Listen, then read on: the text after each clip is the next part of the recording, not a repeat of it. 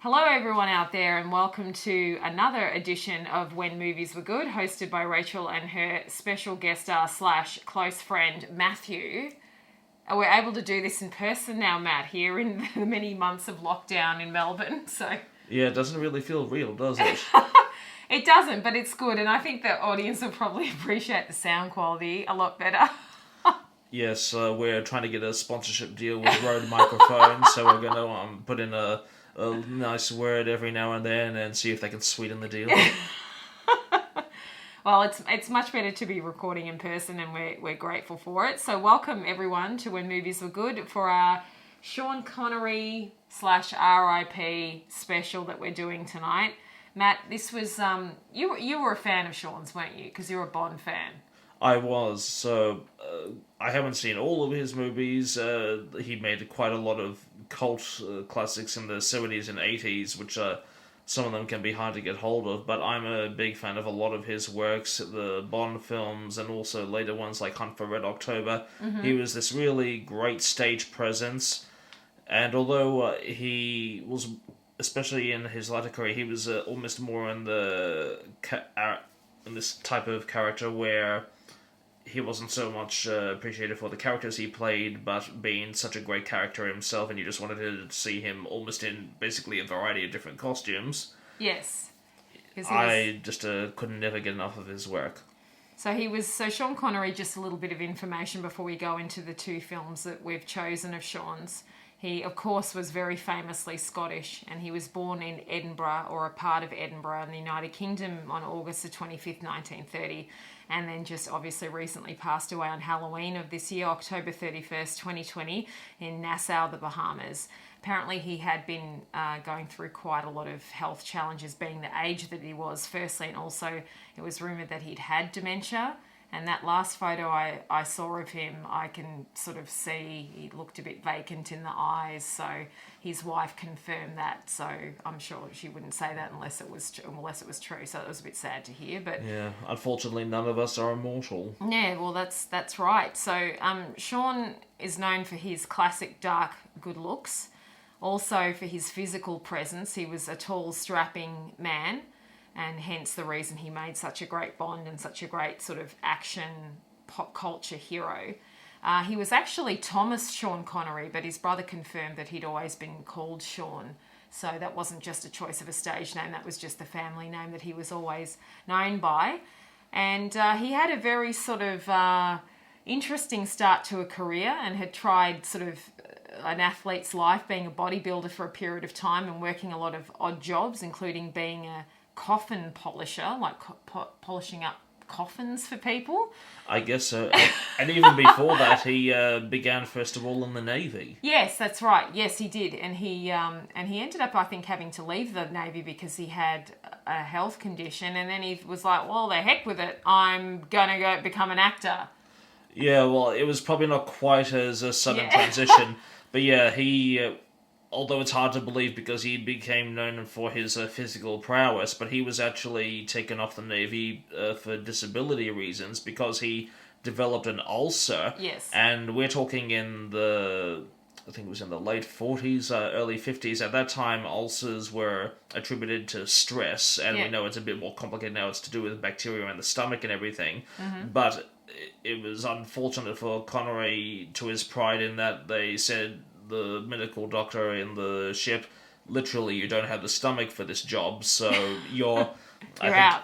So he was put on a naval pension for a brief period because he'd only been in the service for a couple of years, mm-hmm. and he moved on to other things. And it's probably just as well, because even though it's a perfectly honourable career, that was still a time when, unless you were a very eloquent received pronunciation speaker, you had a limited chance of getting ahead in the naval forces in the UK. Yeah, and then I think he went into playing football after that as well, and he was trying to be scouted by Manchester United, and even though he was offered a contract, he decided that being a top-class footballer was still a limited option, and like he might be out of a job again, just as soon as he started type thing, as he was about 23 at the time, and then, he decided to give acting a go. Yeah, well, professional soccer at that time wasn't like it is now. It was only just then that it was coming to be that you started making money as an athlete, and there wouldn't necessarily be a fortune. And even assuming he didn't get injured in the meantime, yes, he'd still be out of the job by 30 or so, whereas acting you can do a bit longer. Mind you, it was a risk even then, because a lot of actors were sort of diminished in what they could do by their 30s as well. Yeah, that's true. So one of his first roles he got was in the production of South Pacific, and he was a chorus boy in that. And then by the time I think the production had originated in the West End, then it became a travelling production around the UK. He actually had moved up and was understudying one of the two juvenile leads, so he had a raise in salary. And then when the production returned the following year out of popular demand, here we go, Matt. Get ready for it. Yep. He was promoted to the feature role of Buzz Adams, which was a role that Larry Hagman had played in the West End, but I think he only got that job because of his mum, Mary Martin, but that's fine. The show really should be called Ways to Connect Larry Hagman to Everything in Every Show in the World. I thought I had to do it. I had to get it in early, so now we've done that. But yes, I'm proud of you. Thanks. I saw that. I saw that in his bio, one of the bios I was reading about him. I said, yes, it has to be done. And then he went on and got more roles and obviously made the films that we're going to discuss tonight. These were two of his first films that he ever did. Yes, they are. It's hard. Many people think he came out of nowhere with the Bond films, but no, he had a bit of a career beforehand. Yeah, and then these sort of stepping stones and then led him into the Bond films, which we can come back to a little bit later. But we'll get into discussing the films that we've chosen just briefly tonight before we get into discussing them. So we've got Another Time, Another Place, 1958, and Dabio, Gill and the Little People, 1959, which is a Walt Disney film that Sean did. Another Time and Another Place is the story, so he co-starred with Lana Turner in this film, and she played a US news correspondent, and she has a wartime affair with a British news correspondent in the UK, played by Sean Connery. And then after he passes away, very tragically, she seeks out his widow and their child, and in a bid to sort of get to know them, and then it all kind of comes out at the end. So this first film that he did, I mean, to work with Lana Turner in itself would have been an honour, but it also would have lifted his status up too. So this one was directed by Lewis Allen. The story was by Lenore Coffey based on her novel Weep No More, and the screenplay was by Lenore Coffey and Stanley Mann, cinematography by Jack Hildyard, also starring Barry Sullivan, John Messier. I'm not sure if I'm saying his name, but we know him from Dad's Army. I saw the face and I thought, oh my God, is that Wilson from Dad's Army? And then the great Sid James, who I love from the Carry On films and Bless This House and a few other shows I used to watch him in. So what were your thoughts on this film? This is a very sort of like melodramatic, romantic... Yes, look, I'm going to say it now. I don't think it's a masterpiece. It has two major actors. It has Lana Turner, who was one of the Hollywood bombshells, the blonde beauty of the 40s, and it's a fascinating piece of history because of it being one of Sean Connery's launch pads. In many ways, I think it would not have the staying power it does, just because of the plot. I just don't think really is strong enough. Yeah, it could have been, I get what they were going for, but I don't think there was enough elements in the plot.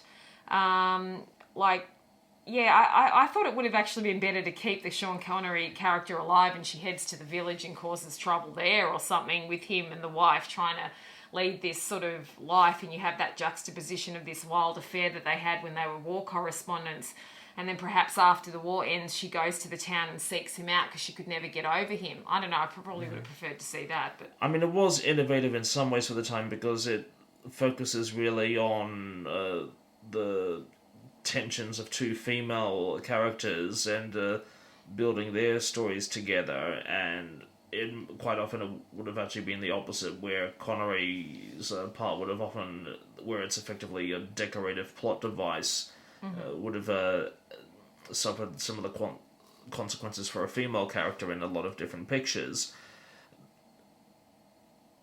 I don't know, it just seems to just miss a certain something to make it really timeless. Yeah, I mean, I like the people in it, and I think I've read a few reviews of the film where they said there were really good people in the film, but it was lacking some elements. I think there was just, they were already going out together when we met up with them in the plot, so we didn't have that, build up of, oh, will they have an affair, or will they do this, or will they do that? So they were already together, and then, I get the tragedy of his character dying, but they just didn't, she goes there, she speaks to the wife, they have a confrontation. It just, I agree with you. There could have been a few other elements in the plot.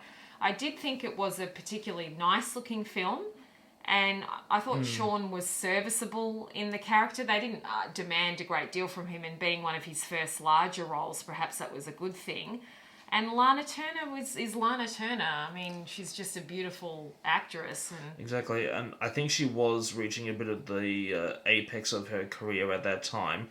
And it's actually a bit of an interesting backstory behind the scenes with that film, because at that time, Lana Turner was married to, or about to get out of the marriage to, or beginning to. She was always in and out of one marriage. Yes. But she was with this semi-criminal character called Johnny Stompanato, who had mob connections and the like, and he was very jealous because he believed that Turner and Connery were having an affair and tried to threaten him, but Connery, he would have none of that, and he made haggis of him.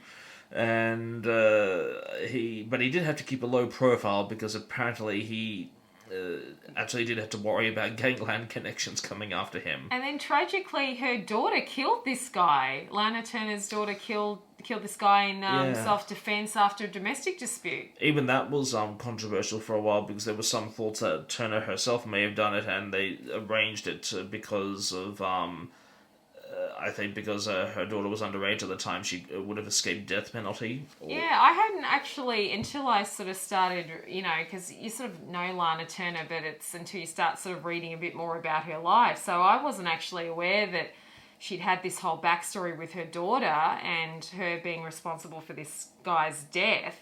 And that actually, I'm surprised they haven't done 10 films about that.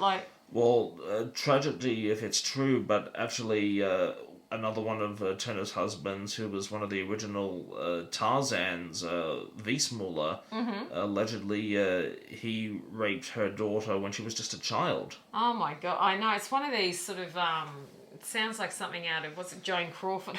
Yeah, I mean, we'd probably hear a lot more out of it if it happened a bit more recently and there were more eyewitnesses to call upon, but unfortunately it's, especially when you only have a devote set looking into it, it's probably hard to ever know for certain. Yeah, that was the tragic situation. So, but what do we know? Were they actually having... They looked very... From the pictures I've seen of Sean and Lana on the set, they looked quite cosy. So were they actually... Did we ever find out if they were having an affair, or that was just what the Johnny thought? I couldn't say for certain. He was a bad piece of work, that Stompanato, in any case. Yeah. What a name, Stompanato. He certainly wanted to stomp on a lot of people, wasn't he? Look, a rose by any other name could still... Well, I should have worked on that metaphor ahead of time. Oh my God, that's great. No, it's it was certainly an interesting thing. So, but look, all up, it was good to see the film, and I haven't seen a lot of Lana's films, so I thought it was all right. And I mean, Sean always looked like some sort of Roman god anyway. So even though he wasn't, he was in his 20s in this film. Yeah. He always looked a bit older than what he actually was. He always did, yeah. He had that mature look about him, and that happens. I mean, it was embarrassing for me when I was turning about 24 or something, and somebody thought I was turning 30. Yeah. Yeah, so it's not that he looks old, but he just always looks more mature than than what his actual age, and especially as he got older with the receding hairline and the beard and everything. Well, he was from that generation where if you were at a certain class of life, you had to become a man very early, because from childhood you'd be spending a lot of time working to help bring in money for the family. Yeah. And he had his early naval career, and growing up in the 1930s Edinburgh, I think it was quite a tough culture, because even when he... there was a time, because although he gave all his money from odd jobs when he was a teenager to his mother, she had actually been secretly saving part of it to give as a present to him after a while. And with this money, he first wanted to buy a motorcycle, and his parents wouldn't have any of that. Yeah. Because they were worried he was going to join local gangs. Yeah. So he got a piano instead. Oh, so was he a good pianist, or? I don't know if how much he got into it, because he'd have had to have had some commitment, because he had this tiny tenement that they had to bring the piano up into. I don't know of him playing much piano afterwards. It was just something to spend the money on type thing. Probably. I mean, he obviously had an interest in doing some more cultural things. Oh, that's interesting. I hadn't come across that story. If I could have talked to him, that's probably the one question I'd have thought of asking him. Yeah. No, I'm sure there's probably a lot about him that we never really got to know, because he did sort of seem like in some ways he did keep to himself, and he was sort of stably married. I mean, he did have his first wife where he had his son Jason, but then he got married to the second wife in 1975, and they were together right until the end. Yeah. So. Well, he was one of those rare things in an actor where he was very comfortable with his own company. Yeah, which is not a bad thing. Yeah. And he came from fairly solid working class roots, and he seemed to be quite comfortable in his own skin.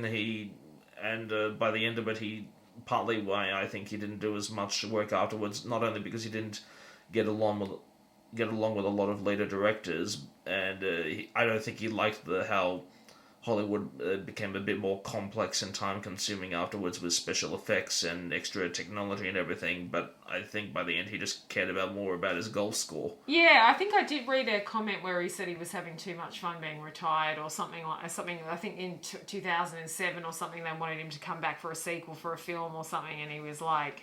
And if you're happy with that, that's fine. Sometimes, yeah. And the trouble when you've got all that build-up from being away for a long time, it's that people would expect so much, and you just can't live up to that. Yeah, that's true. And I guess, maybe he walked away at the right time. So if we go into his second film that we actually watched this one together, which was kind of fun. We got a little bit of Uber Eats and hung out, and Matt's dogs were there and jumping around, and we had a lot of fun with them. They were very excited. Yeah, no, it was... I think Matt lives with 3 Havanese dogs and he and his fiance's dog, Odie, who's a gorgeous little dachshund. So they were having fun, but they eventually calmed down. Yeah. Yeah, eventually. So we watched a gorgeous little film called Dabio, Gill and the Little People. So one was made in 1959, so not long after the first film. And it was set, it's a fantasy adventure film that was produced by the Walt Disney Production Company. And it was adapted from the Dabio Gill stories by Hermione Templeton Kavanagh. I'm not too familiar with the Dabio Gill stories, are you? Or... No, I do have a book that's like a compendium of Celtic legends. Haven't got around to reading it though, but there'll probably be some interesting storylines like we saw. Yeah, definitely. And it was directed by Robert Stevenson and written by Lawrence Edward Watkin. And the film starred Albert Sharp, who was quite a well-known Irish actor, who... he was quite famous from the stage and film over in that area of the world. He originally was from Belfast. Janet Munro, Jimmy O'Day, who played the Leprechaun King, Brian, wasn't it? And of course, Sean Connery. So this was more of a supporting role, but that's fine. The movie was heaps of fun.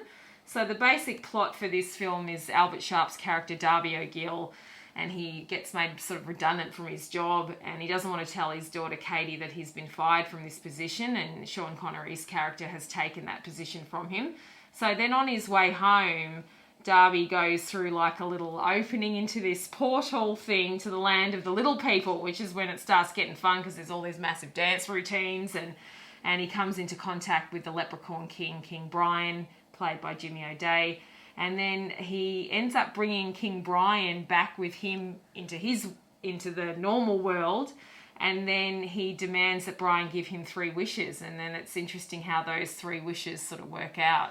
Yeah. You enjoyed it. I saw your face. You thought this film was fun. Yeah, all that complicated magic of 3 Pirates of the Caribbean films contained into one.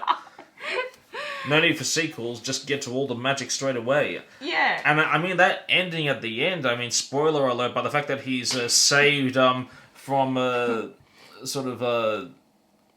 Irish Grim Reaper, who, by the way, rides a stylish carriage.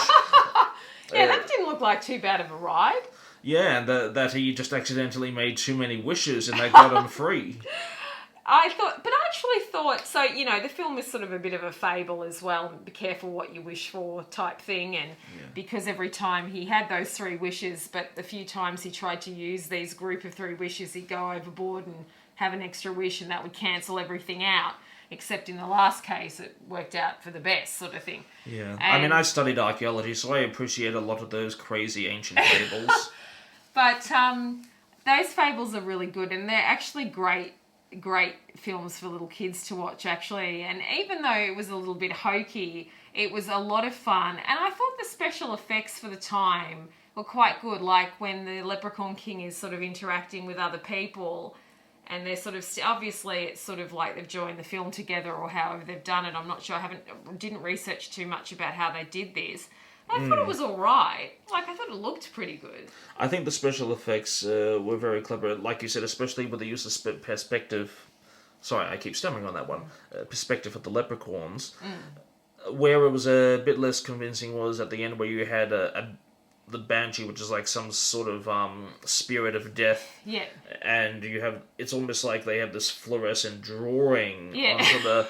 And at that time, I don't think it was that so much that we were trying to be convincing, it's that we're trying to really trigger fright. Yes. And at that time it probably would have scared a lot of people. But it's interesting how different special effects age better than others. Like the original King Kong from the 30s, although it is obviously a model, you sort of forgive it, and you actually find yourself still supporting the gorilla as he gets into the fight with the dinosaur. Yeah, did he fight? I haven't seen I've only seen the 1970s version and then one of the new versions of King Kong, which I didn't particularly like. It was far too long, but so I actually need to sit down and watch that 1930s King Kong. So it actually does fight a dinosaur in it. Yes, well, I think we have another episode that we could plan ahead with that one. Maybe we can do that one with Godzilla or something like that. That would be, let's see what we can find. Or, I mean, I always keep going back to the special effects from Raise the Titanic. I still think that scene was pretty good, considering it was a model. Well, that was the scene that only made that was all that made the film worth watching at all, really. Which was, I mean, I haven't read... I've had a friend that he reads he reads a lot, and he read Raise the Titanic, and he just so said... have I. Yeah. But did you think the book was actually a good book? I did. The plot, it was in kind of that Hunt for Red October type genre, and it was very enthralling, and for the important thing, and we're kind of going...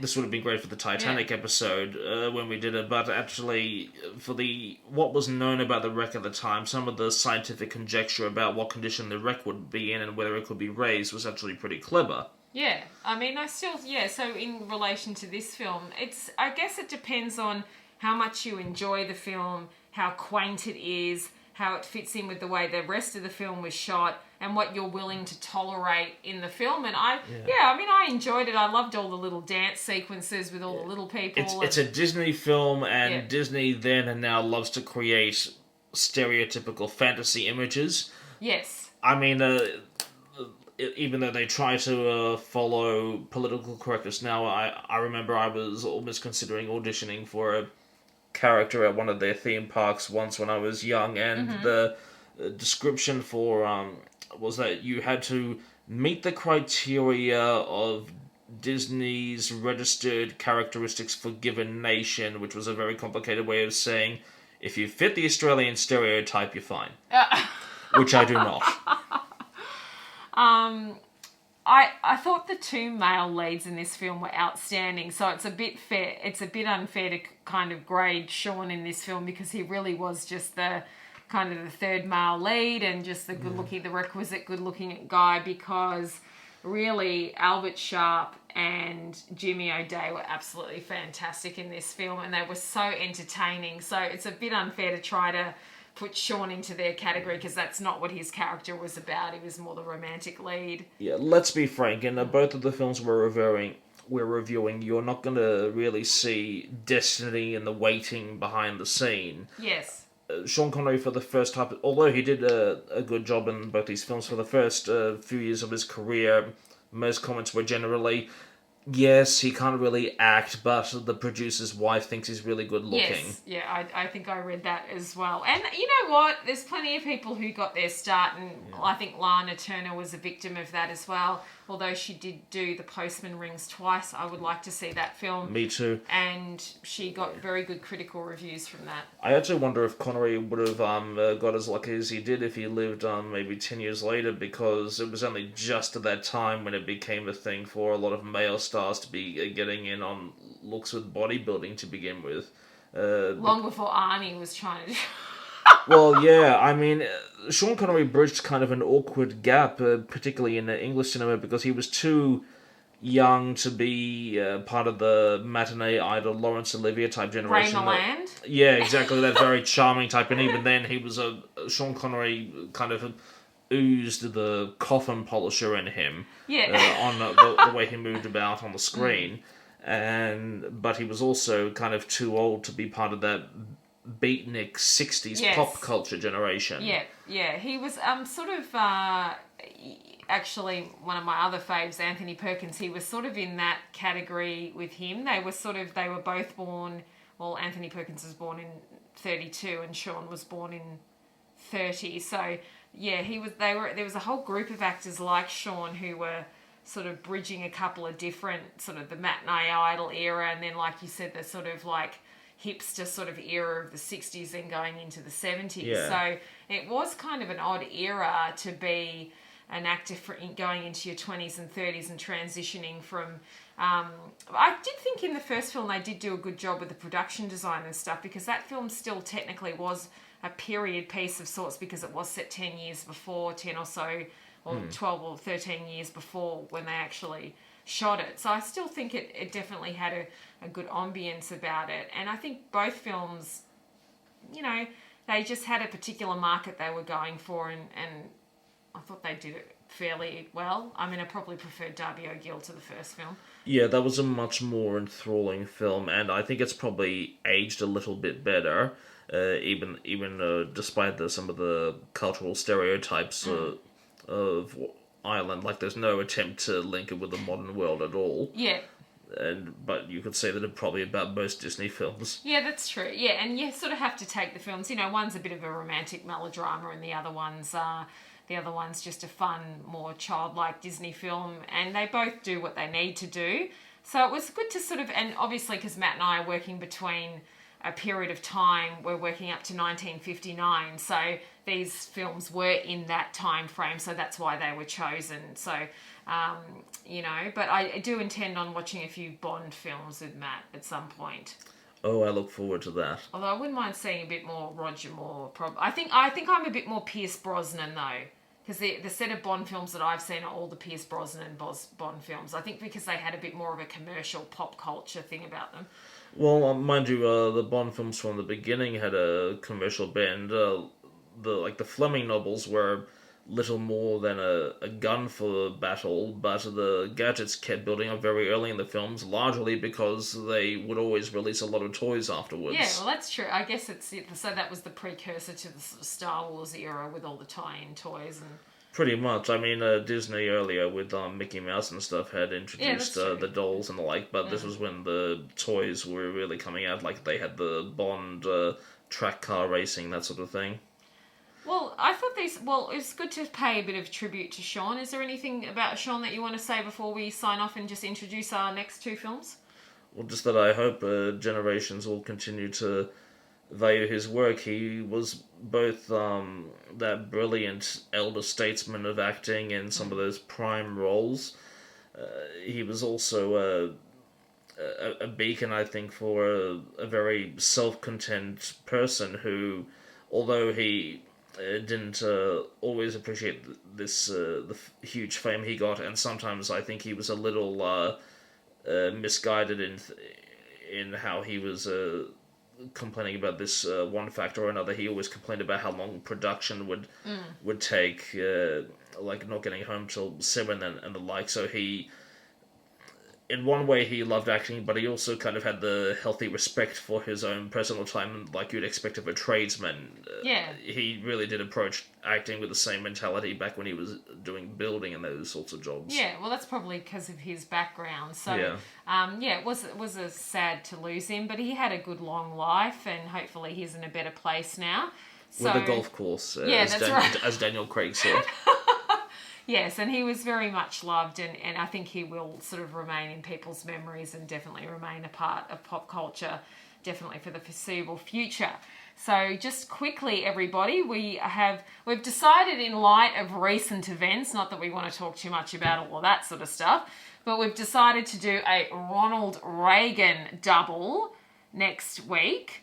We did want to do Bedtime for Bonzo, the famous film we did with the monkey, but unfortunately we can't seem to find it anywhere that's easy for us to access it. So we've chosen... We try to keep it legal. Yeah.